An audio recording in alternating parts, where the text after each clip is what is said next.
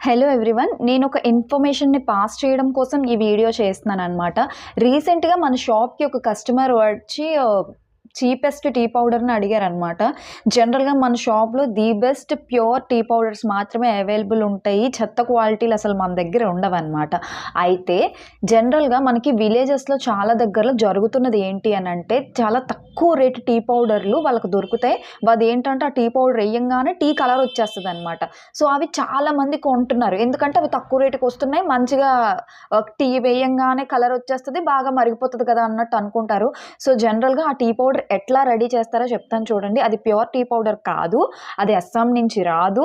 And one more thing ఏంటంటే, ఇలాంటి tea పౌడర్‌ని చేయడానికి కొన్ని కొన్ని పెద్ద కంపెనీలే ఉన్నాయన్నమాట. ఇలాంటి వేస్ట్ టీ పౌడర్‌ని చేయటం కోసం.